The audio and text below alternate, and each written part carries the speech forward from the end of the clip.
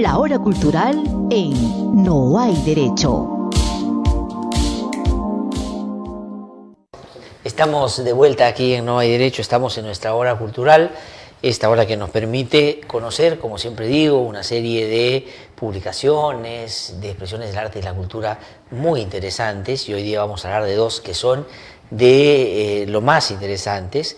Y vamos a hablar esta vez de una publicación. Hemos estado toda la semana pasada, las dos últimas semanas, difundiendo publicaciones en el marco del desarrollo de la Feria Internacional del Libro.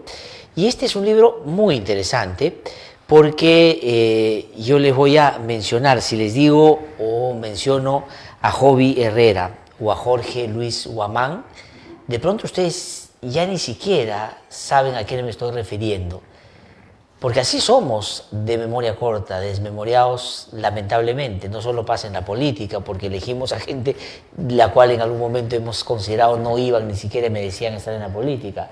Pero estos eran dos jóvenes que decir que trabajaban es como, digamos, calificar mal lo que hacían, porque estaban sometidos a una práctica, a un cautiverio. Dos jóvenes que estaban encerrados con un candado y que se dedicaban a falsificar la marca de unos fluorescentes para luego venderlos en las Malvinas.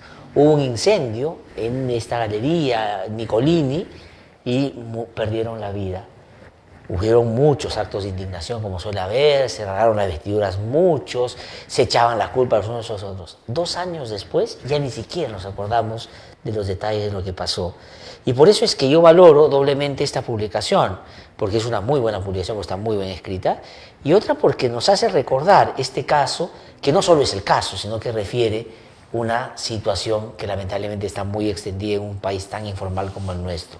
Ha venido a visitarme esta mañana Jan Calcina Calixto, él es periodista egresado de la UPC, ha trabajado en algunas publicaciones, en Caras, ha estado en Ojo Público también, y ha tenido a bien publicar esta investigación, Las Malvinas, los sobrevivientes del incendio, informalidad, desigualdad y otras tragedias.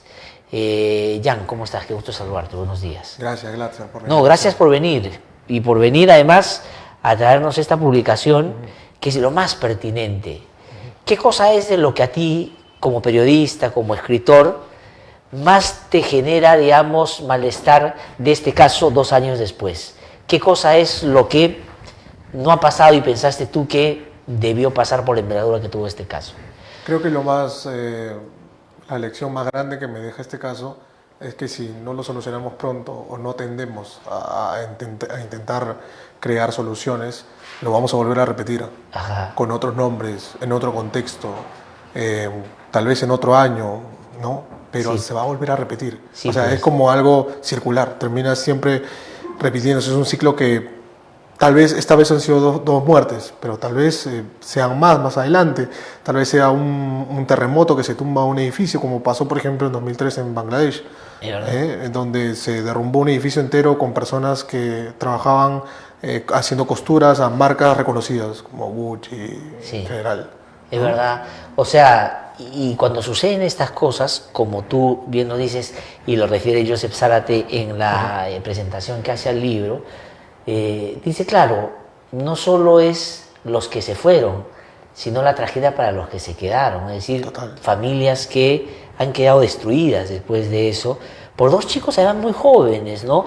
Pero quisiera yo preguntarte 2 cosas a 2 niveles, sí, ¿no? Sí, una, ¿cómo nace la investigación? Yo te preguntaba antes de salir al aire, que quiero saludar el emprendimiento editorial de la UPC. De verdad que creo que hay que resaltarlo en un país donde se suele no publicar mucho, está empezando a publicar, y son investigaciones de los alumnos en el marco de un curso que es sobre investigación, que me imagino se van publicando los mejores, hay seguramente algún criterio de calificación ahí. Es así, ¿no es cierto? Sí, correcto. En el último tramo de la carrera, los alumnos del UPC llevamos el curso de periodismo literario, ajá, donde nosotros tenemos la tarea de poder ahondar en un tema que nos llame la atención, que nos interese con profundidad, ¿no? Ajá. Entonces, uno de los temas a los que elegí con Joseph fue las Malvinas. Entonces, yo estaba muy tocado en ese momento. ¿Por qué? ¿Por qué te interesó? Porque, digamos, pudiste haber escogido otro tema. Ese en particular, ¿por qué?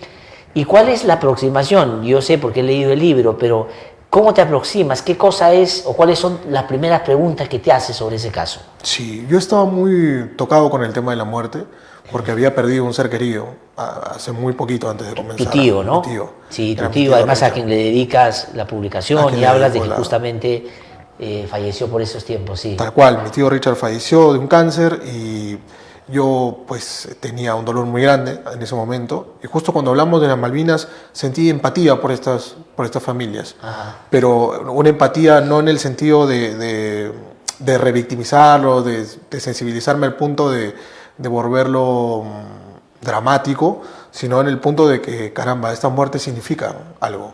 Ajá. Y hay muertes que significan algo, Sí, pues. ¿no? Como por ejemplo la de Joby Luis.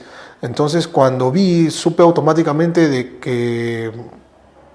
que yo viví esto muy cerca el día del incendio. Yo pasé por ahí con una compañera del trabajo en el diario Comercio. Yeah. Y recuerdo mucho, por ejemplo, que... Has trabajado en el comercio también, Sí, es verdad. sí, en la unidad de investigación. Sí. Entonces yo recuerdo que cuando llegué al diario y estaba subiendo a la oficina, me preguntaba por qué a mí me toca subir a una oficina con aire acondicionado y a 15 cuadras hay dos chicos que están muriendo y transmitiéndose en vivo por canal de televisión.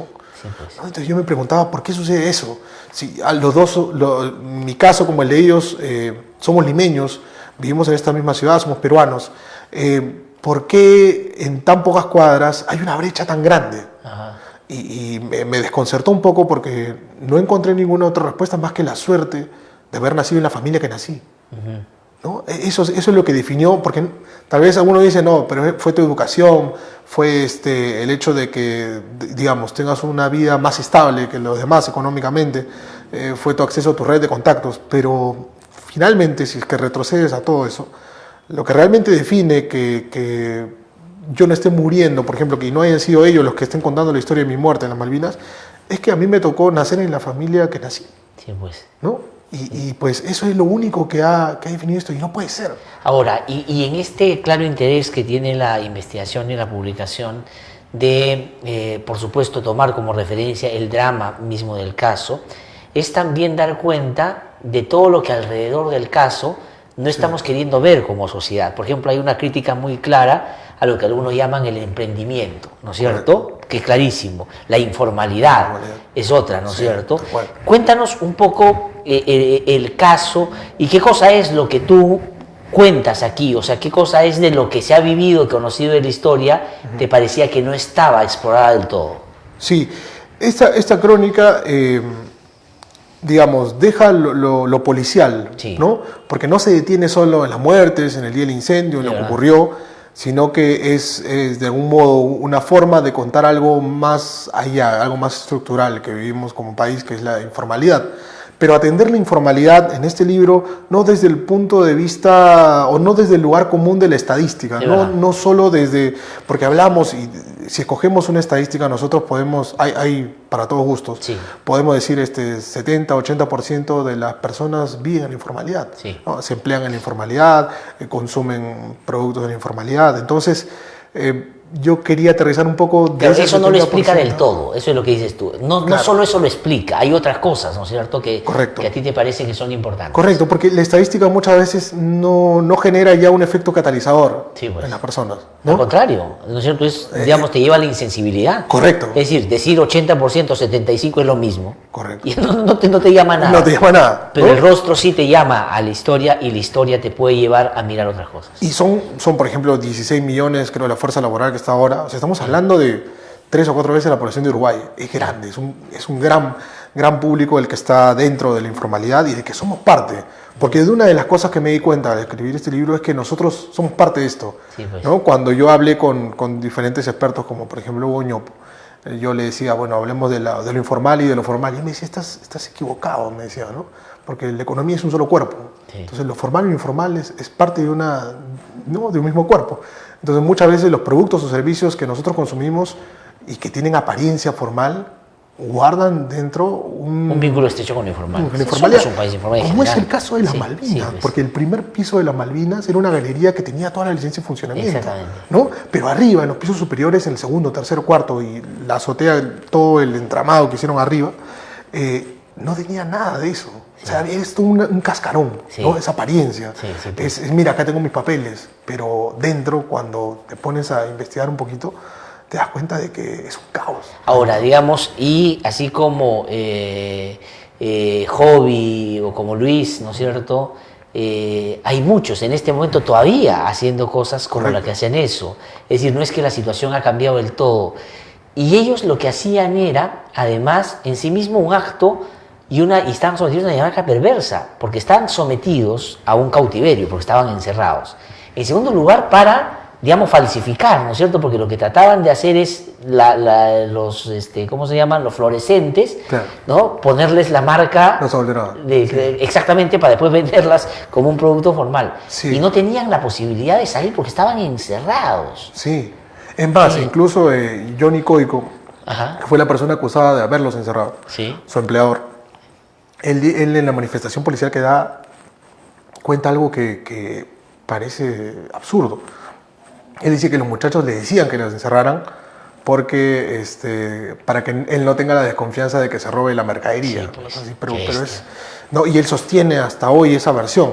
Mira, pero ¿no? la perversidad de creer que eso podría ser un argumento, o sea, solo esgrimirlo como tal es la muestra de cómo efectivamente nos relacionamos. Pues. Por eso este libro habla de otras tragedias. Sí. Las otras tragedias son esas que están orbitando en la conversación que tenemos, Sí. que es la desidia, la negligencia, la inhumanidad, Sí. la falta de poder respetar al otro. Sí, pues. Y eso lo vemos a diario. Y el respeto, vemos el ¿verdad? tráfico acá, es un claro ejemplo de eso. Sí, no pues. nos respetamos, y una de las razones por las que creo que ocurre eso, cuando hablé, por ejemplo, con Ricardo Cuenca, ¿no? Que es director del Instituto de Estudios Peruanos. Sí. Él me decía, hay dos cosas que ocurren acá. Por un lado, por ejemplo, estamos dentro de una cultura muy individualista, ¿no? Donde todo es jala agua para tu molino lo más que puedas. Y lo otro es que vivimos en una situación, en un contexto que hace que, por ejemplo, tengamos mucha desconfianza sobre nuestros representantes, Ajá. ¿no? Entonces, cuando se juntan estas cosas, tenemos el caos que vivimos ahora. Entonces, hemos perdido, no sé si en algún punto lo tenemos, creo que no hay que ser fatalistas, hay muestras de ciudadanía, pero en realidad, más que ciudadanos, somos sobrevivientes. Sí, Por eso este libro se llama Los sobrevivientes del incendio. Exactamente. Habla sobre nosotros. Exactamente, sobre los otros. Y tuviste que tener una comprensible o inevitable acercamiento con la familia, ¿no es cierto? De hecho, sí. El libro tiene una serie de fotografías de los familiares, los papás, y has visitado inclusive los lugares donde están los restos de estas dos personas. Y también hay un seguimiento judicial que hiciste al caso, ¿no es cierto? Correcto. Porque tuviste que ir a las audiencias, imagino. Ese vínculo con la familia, digamos, no en el ánimo de exacerbar nada, pero sí de explicar cómo han venido procesando esto. ¿Qué te dice de ellos? Yo lo que me di cuenta al escribir esta historia fue que este círculo de la informalidad, porque muchas veces, por ejemplo, la señora Berta tiene un negocio, entre comillas. Berta es la mamá de Jorge Luis Guamán, ¿no? Guamán. Berta Villalobos, que es la madre de Jorge Luis Guamán, uno de los muchachos fallecidos. Su forma de hacer negocio cuando yo la visité era poner un mantel en la pista y vender ganchos. Sí. Entonces, a la vez son víctimas y a la vez alimentan esta informalidad. Sí, es una contradicción increíble la que vivimos en este país, ¿no? Y es algo que está tan expuesto al día a día que lo hemos normalizado a un punto de que lo dejamos pasar. Sí, sí. ¿no? Entonces, mucho de esto fue lo que yo vi al momento de hacer esta historia. Y me doy cuenta que va y viene. Es un mismo círculo donde la víctima al día siguiente puede ser victimario. Y al revés. Y debe pasar, Jan, que una de las reacciones de gente que lee tu libro o al que le llega o le comenta a alguien el libro, debe ser la que yo tuve, ¿no? Ya ni nos acordamos de ese caso. Eso pasó en 2017. Claro. ¿No? Claro. O sea, te lo digo con toda sinceridad. O sea, cuando me llegó tu libro, dije, oye, ¿verdad? Eso ya han pasado 2 años. 2 años. ¿Y qué hemos hecho en esos 2 años? Nada. ¿No? ¿Te acuerdas del primer momento? Que es culpa del alcalde, que es culpa de no sé quién, que faltó esto, que el Ministerio de Trabajo, que no sé qué, la defensa pública, que todos. ¿Cuánto duró eso? Digamos, lo que duraron los titulares, 1 semana, 2. Y después, otra vez la familia con su propio drama y, digamos, la situación de Hobby y Jorge Luis ahí sin siquiera referir con claridad situaciones que el gobierno o los funcionarios puedan atender de otra manera, ¿no? Claro, por eso es que las Malvinas me pareció una historia tan interesante, Sí. porque lo que ocurrió ese día, el 22 de junio del 2017, encierra una serie de temas que tenemos que atender, ¿no? Por ejemplo, la inoperancia de la Municipalidad de Lima para no poder con sus gerentes o sus fiscalizadores ver que ahí en ese edificio se operaba de una manera tan negligente, se almacenaba de manera tan imprudente productos combustibles. Habla sobre la informalidad en el empleo, sobre cómo estas personas eran empleadas, entre comillas. Ajá. En realidad era un trabajo de trata, sí, prácticamente, ¿no? Era un caso de trata de personas. Es un caso de trata, efectivamente. Un caso de trata de personas.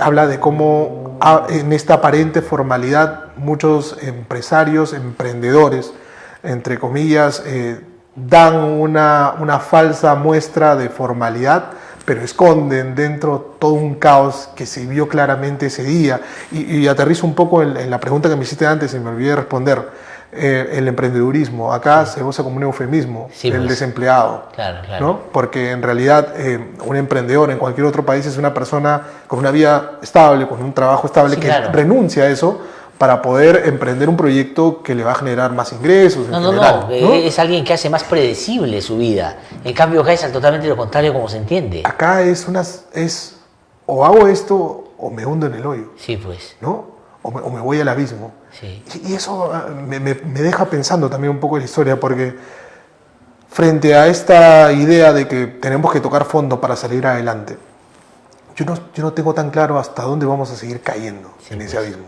sí, social, pues, que vivimos. Sí. O sea, ¿dónde está el fondo? No, yo creo que ya estamos en el fondo y nos hemos acostumbrado a vivir en ese fondo, claro, y a nadie en ese fondo nos sorprende. Lo que pasa es que hechos como lo ocurrió en las Malvinas y que se sigue repitiendo digamos, en diferentes tiempos, en 2018, 2019, vayamos a ver los informes de los bomberos, nos vamos a dar cuenta de todas las tragedias que ocurren. Sí. Nos dice que seguimos sí, cayendo. O sea, sí, pues, nuestro fondo no tiene... No hay límite, no hay punto. No hay un límite. Sí. Pero yo creo, Jan, que publicaciones de esta naturaleza, y por eso saludo al Fondo Editorial de la UPC, ayudan justamente a discutir y reflexionar este caso desde otra perspectiva, ¿no? Y te agradezco muchísimo por haber venido a compartir con nosotros tus reflexiones y el contenido del libro también. ¿Cómo pueden hacer nuestros televidentes, nuestros seguidores para conseguir el libro? Sí. ¿Es en la UPC la única...? No, está en la UPC, en las librerías de la UPC, pero también en librerías SBS. ¿Ya? Me dijeron del editorial que también se va a repartir a librerías comerciales como Crisol y otras perfecto. Más. Entonces ahí lo pueden conseguir. Ya, pero SBS de todas maneras y la universidad directamente también, el fondo editorial. Correcto. Y también en Amazon, en Google Books, digamos, en estas plataformas digitales. Que es magnífica. También se pueden conseguir el ebook. No. Te agradezco muchísimo, Jan, por haber venido. Y felicitaciones por el trabajo, felicitaciones a la universidad, a Jose, por supuesto, por el trabajo que hace también ahí como profesor. Muchas gracias. A ti, gracias. Que te vaya muy bien. Tengo que ir a una pausa. Regreso un instante, estamos aquí en Uno de Derecho, todavía tenemos más. Ya vengo.